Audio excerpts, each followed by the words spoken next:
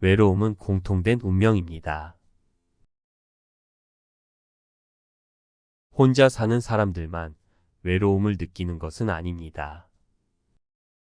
세상 사람 누구나 자기 그림자를 이끌고 살아가고 있으며 발자취를 되돌아보면 다 외롭기 마련입니다. 외로움을 느끼지 못한다면 그는 무딘 사람입니다.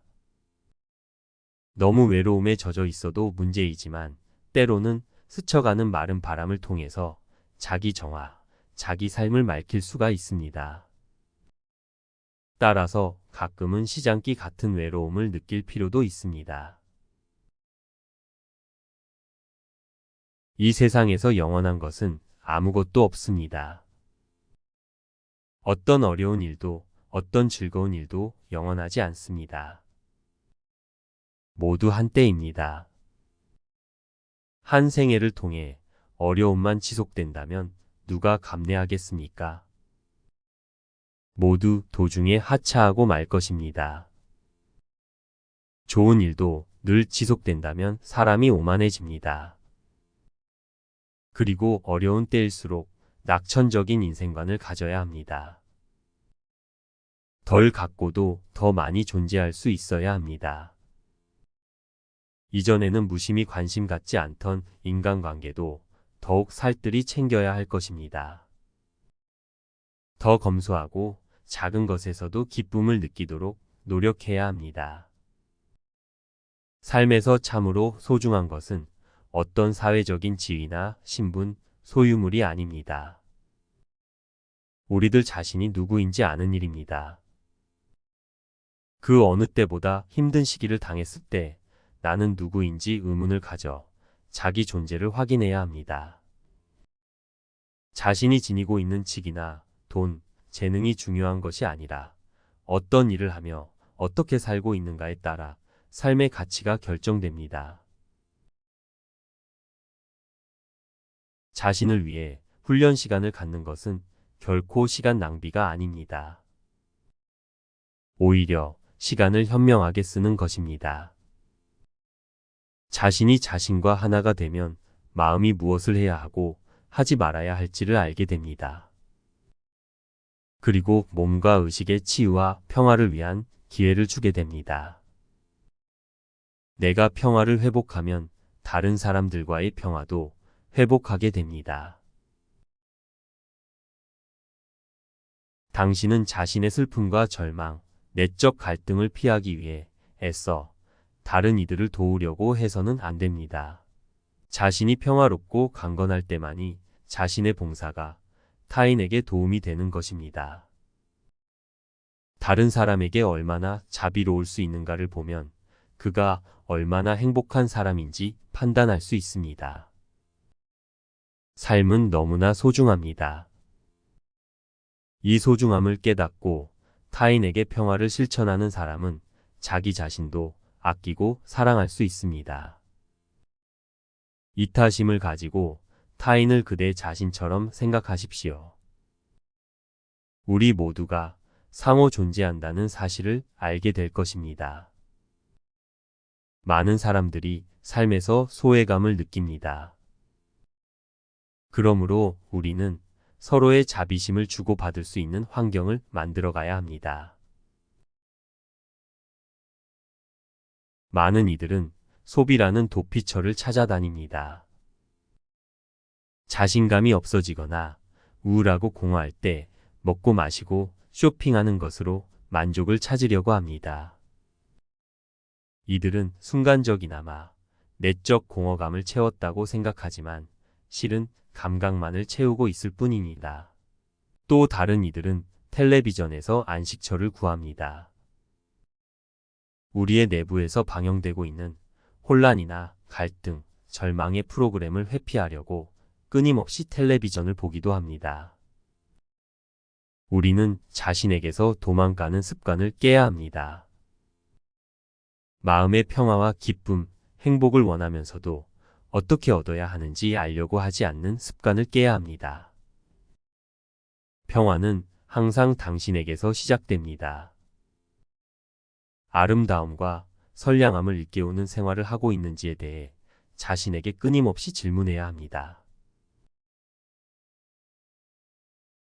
현대인들은 치열한 경쟁 속에서 살아가고 있습니다. 이러한 경쟁 관계 속에서는 따뜻함을 기대하기가 어렵습니다. 오히려 남을 희생시켜서라도 자신의 이익을 추구해야 하는 그러한 삶을 현대인들은 살아가고 있습니다. 삶의 참다운 진리는 남을 해치지 않아야 한다는 것입니다. 그런데 오늘날의 문명이라는 것은 지나친 경쟁의 연속에서 살아남아야 하는 것을 미덕으로까지 여기고 있습니다. 남을 밟고 넘어서지 않으면 내가 밝혀버리는 것이 현실이라고 생각하여 밟히지 않기 위해서 전력을 기울여 살아갑니다. 이렇게 살아가야 하는 형편에 한 발자국 뒤로 물러서서 생각한다는 것은 현대인들에게는 매우 어려운 것입니다. 금전만능의 현대적인 문화에서는 이렇게 항상 쫓기며 살고 있습니다. 현대화라는 미명하에 지금 세상은 더 잘해야 하고 더 빨리 해야 한다고 사람을 경쟁 속에 떠밀어 뛰듯이 살아가라고 합니다. 때문에 경쟁에서 절대 밀려나지 않으려는 안간힘과 불안감 등에서 오는 신경성이라고 하는 문명병이 의학적 병명으로 자리 잡고 있습니다. 문명병의 해독제는 긍정과 자연입니다. 매사에 긍정적으로 생각하는 것 자체가 무엇보다 효력이 뛰어난 명약입니다. 좋은 마음은 좋은 세포를 만들고 나쁜 마음은 나쁜 세포를 만듭니다. 좋은 마음은 좋은 물질을 만들고 좋은 파장을 만들어줍니다. 외부의 충격을 부정적인 마음으로 받아들이면 몸속에 해로운 물질이 형성되지만 즐거운 마음으로 스트레스를 수용하면 오히려 유용한 호르몬이 형성된다고 합니다. 이 같은 사실은 몸과 마음의 상관관계를 분명하게 보여주는 것입니다.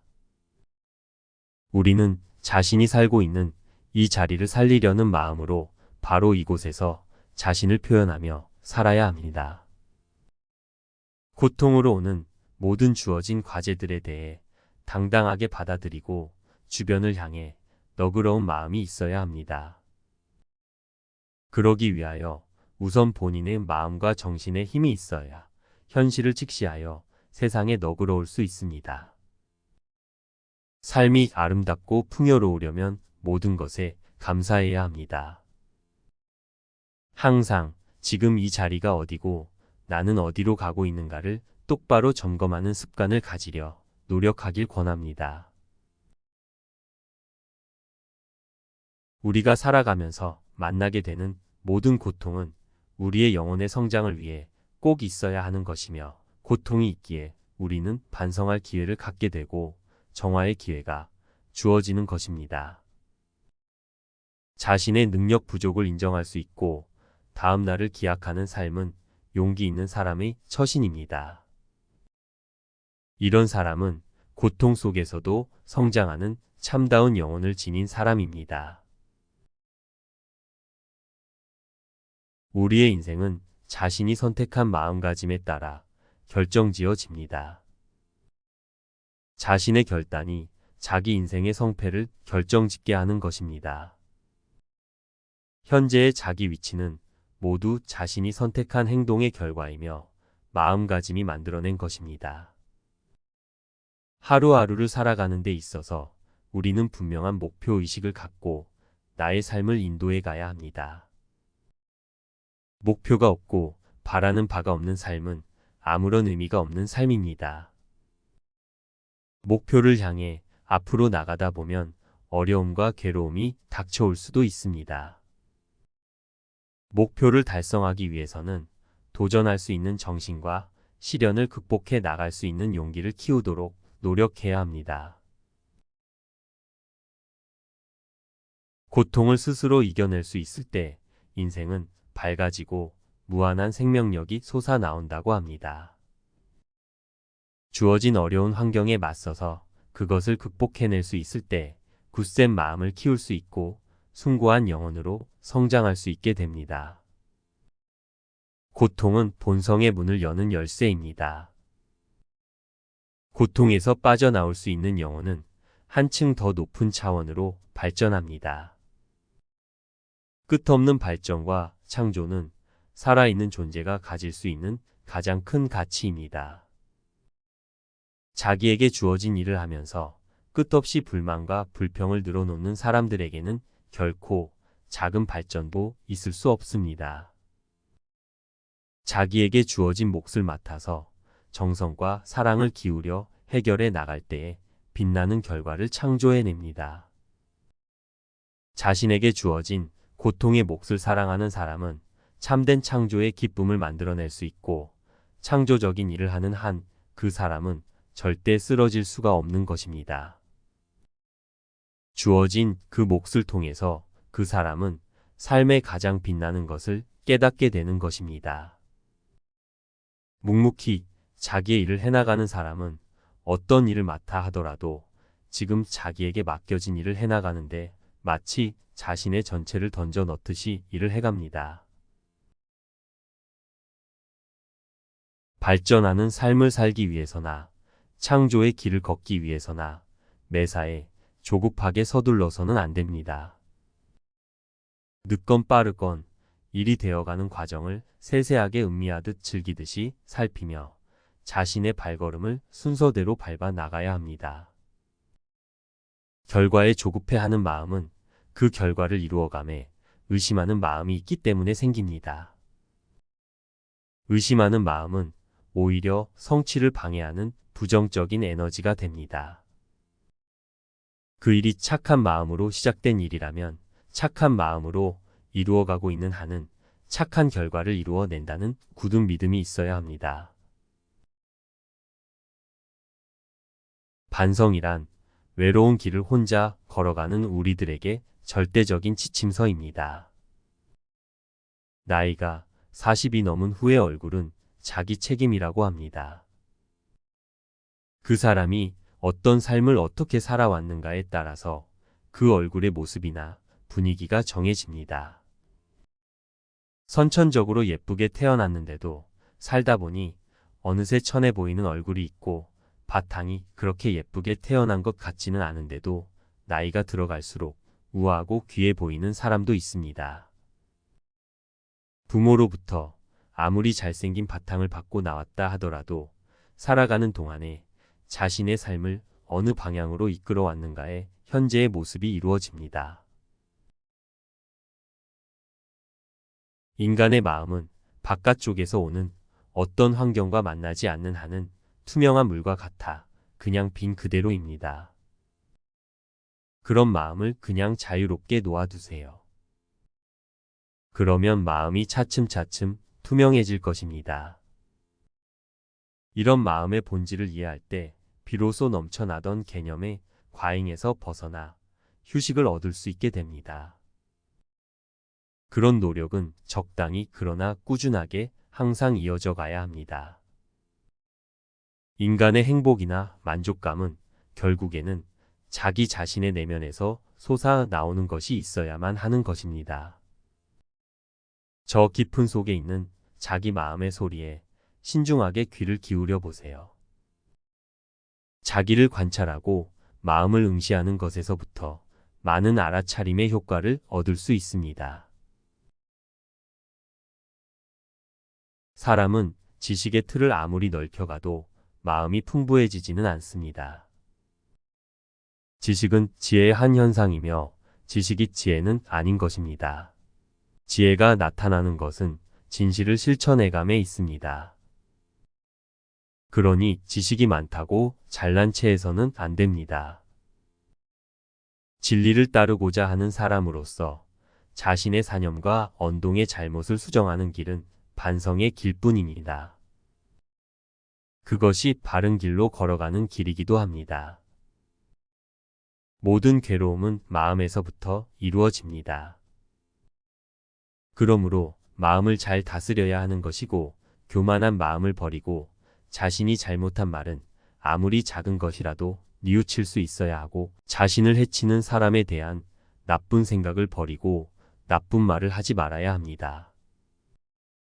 타인의 말을 들을 때는 결코 감정으로 받아들여 혹해해서는 안 되고 노여운 마음, 비방하는 마음, 원망하는 마음, 불평하는 마음, 정욕적인 마음, 허영의 마음, 오만한 마음을 일으켜서도 안 되는 것입니다. 연은 인을 자라게 하는 둘레이고 환경입니다. 인은 씨이고 연은 밭입니다. 서로 인이 되고 연이 되어 의지하고 떠받쳐 가면서 유지되는 것이 인간관계인 것입니다. 나처럼 남도 존중할 줄을 알아야 한다는 말입니다. 자기 중심적으로만 세상을 보지 말고 있는 그대로를 볼 수 있는 눈을 가져야 합니다. 상대의 어려움이나 처지를 생각할 줄 알고 진실한 마음으로 부드럽고 희망과 용기를 주는 말을 하며 베풀 줄 알고 맑게 하고 이를 살려가는 행동을 실천하고자 노력해야 하지 않을까요?